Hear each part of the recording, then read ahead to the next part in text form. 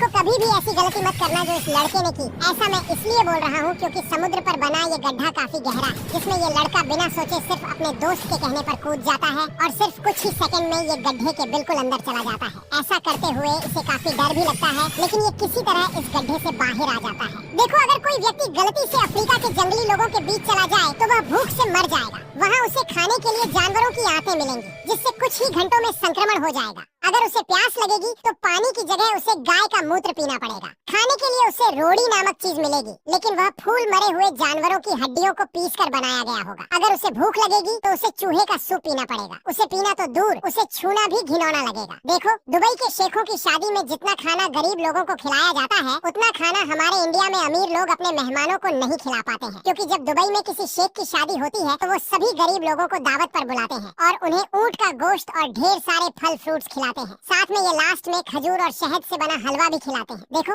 Iran के ये लोग इतना महंगा तेल पानी की तरह क्यों बहा रहे हैं, लेकिन असल में ये तेल की बर्बादी नहीं है, बल्कि ये तेल की तस्करी का सबसे बेहतर तरीका है और इनकी मजबूरी भी है, क्योंकि एक समय ऐसा था जब यहाँ तेल पानी से भी सस्ता बिकता था, जिसकी वजह से मजदूरों को अपनी रोजी रोटी कमाना भी मुश्किल हो गया था। यहाँ से तेल भेजने का जो रास्ता है वो हमेशा कच्चा होता है और बहुत ही पथरीले इलाकों से होकर गुजरता है, जिसकी वजह से इन लोगों को कई मुश्किलों का सामना करना पड़ता है। देखो चीन और जापान में कुछ इस तरीके से मछली पकड़ा जाता है। पहले ऐसी बड़ी जाल में मांस डालकर चैन को लगा दिया, फिर उसे जाल को नदी में फेंक दिया। इस तरफ जापान में ऐसी छेद वाला बॉक्स लेकर उसमें मांस डाल देते हैं और ऊपर वाला ढक्कन बंद करके नदी में फेंक दिया। कुछ देर बाद जैसे ही निकाल के ढक्कन खुला, देखो छोटे बड़े कितने सारे मछली फंस गया उसमें, और इस जाल को जैसे ही खोला बहुत सारे केकड़े साथ में बड़े बड़े मछलियां भी थी। ये देखकर सभी ने लाइक किया। देखो अगर आप गलती से भी इस बर्फ के गड्ढे में गिर जाते हो तो चाह कर भी कभी इससे खुद बाहर निकाल नहीं सकते, क्योंकि जैसे ही चालाकी करके जंप लगाने की कोशिश करोगे तो ये होगा,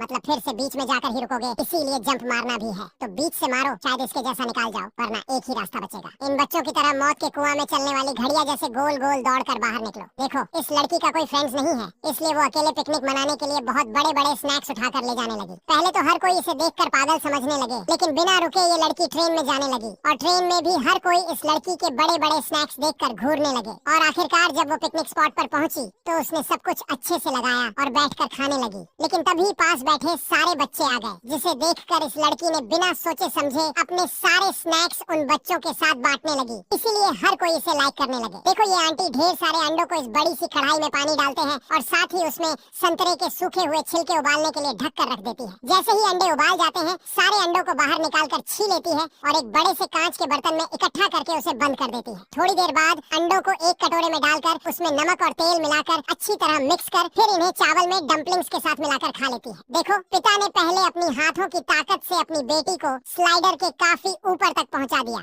और फिर जल्दी से आकर इस साइकिल के ऊपर बैठ गए, और अब ये जैसे जैसे पैडल मारते हैं इस बच्ची की गाड़ी उतनी ही ऊपर जाते जाती है, और एक बार जब ये गाड़ी टॉप पे चली जाए फिर तो ये अपने आप ही काफी स्पीड में स्लाइड करके वापस से नीचे चली आती है।